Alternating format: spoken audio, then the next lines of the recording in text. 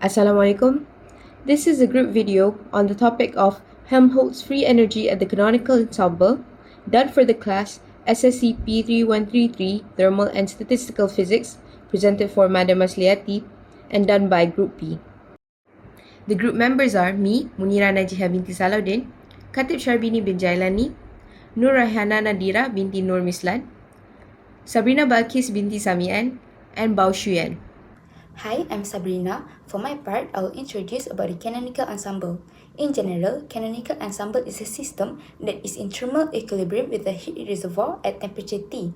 While in statistical mechanics, canonical ensemble is a statistical ensemble used to represent the possible states of mechanical system which is in thermal equilibrium with a heat bath. Next, canonical ensemble is a closed system, as we can see from the figure that only energy is exchanged between the system and the heat bath, while the number of particles remain constant. Other than that, canonical ensemble depends on both thermodynamic and mechanical variable, which is the absolute temperature T, number of particles N, and the system volumes V.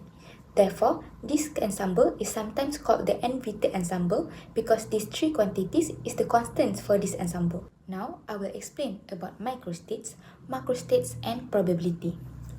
At microscopic level, every possible arrangement of particles is called a microstate.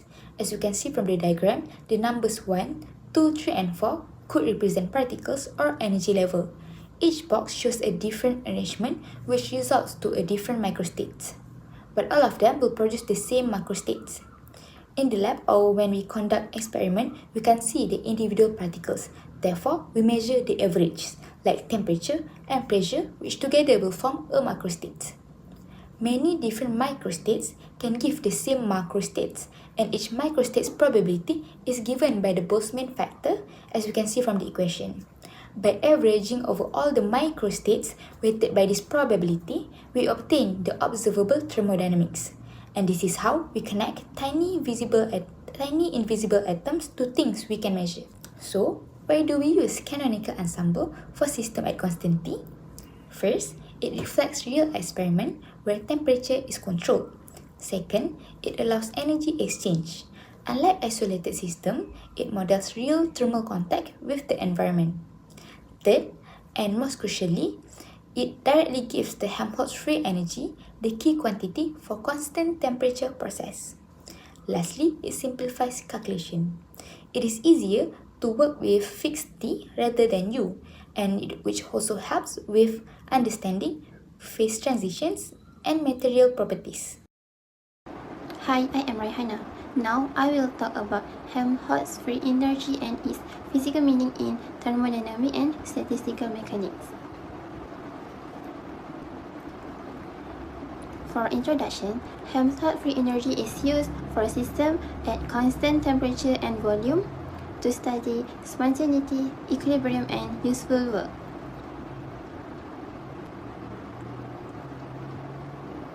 Next, the importance.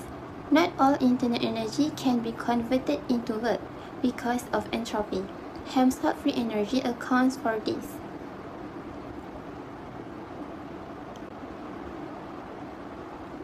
For the definition, Helmholtz free energy is defined as F equals U minus Ts, where U is internal energy and S is entropy. For physical meaning, it represents the usable energy of a system. Lower free energy means a more stable system. For the thermodynamic meaning, at constant temperature and volume, a process is spontaneous if F decreases, and at equilibrium, F is minimum. Relation with the first law. Using the first law and reversible heat, we can relate internal energy to entropy and work. For the derivation of Helmholtz free energy, we rearrange the equation, and this leads to the idea that U minus Ts represents energy available to do work. For the differential form of Helmholtz free energy, the differential form is Tf equals negative STT minus PdV. Next, For the significance of differential form, this shows that F naturally depends on temperature and volume. For Helmholtz free energy in statistical mechanics. In statistical mechanics, Helmholtz free energy appears in canonical ensemble. For the partition function, the partition function describes all possible microscopic energy states. Next, for statistical expression for Helmholtz free energy, Helmholtz free energy is given by F equals negative k bt ln z. For the physical interpretation, which is statistical view, lower free energy corresponds to higher entropy and greater stability. In conclusion, Helmholtz free energy explains spontaneity, equilibrium, and connects thermodynamics with. Good day everyone. In this section, I will explain the canonical partition function and its derivations, which is a central idea in the canonical ensemble. The canonical ensemble describes a system with fixed number of particles, fixed volume and fixed temperature in thermal contact with heat reservoir. The key quantity in this ensemble is the partition function Z, which links microscopic energy state to macroscopic thermodynamic properties. Definition of Z. Consider a system with many possible microstates, where each microstate I has energy EI.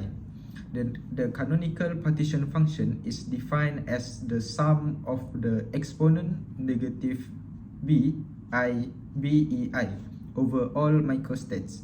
Here, B equals to 1 over KT, where K is the Boltzmann constant and T is the absolute temperature.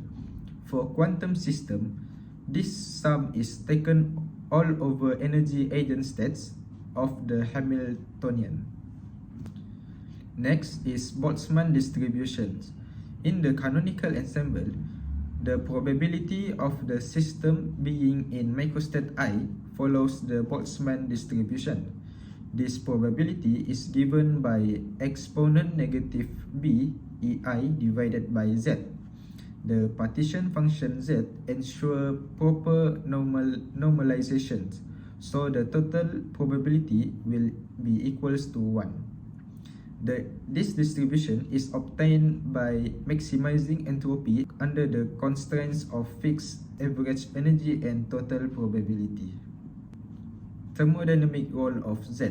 Once the partition function is known, thermodynamic quantities can be calculated. The Helmholtz free energy is given by F equals to negative KT ln Z.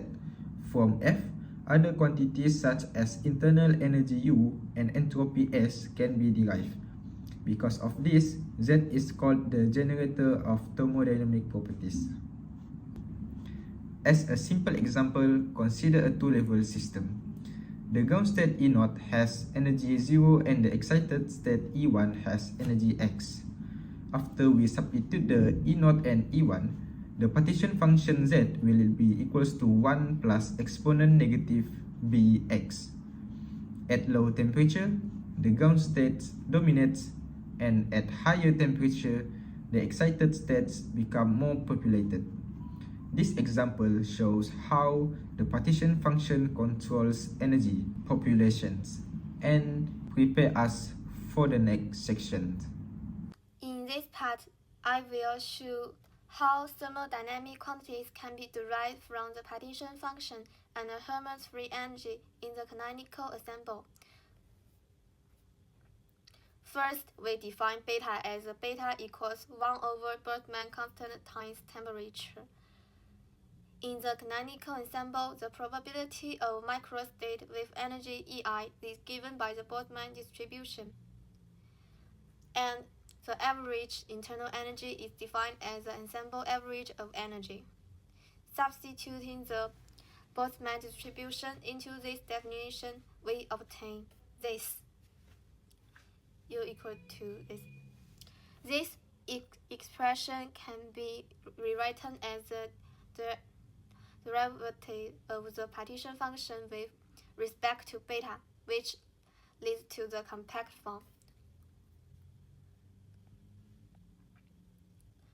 The Hermann's free energy is defined as F equals minus kBT times the log of the partition function.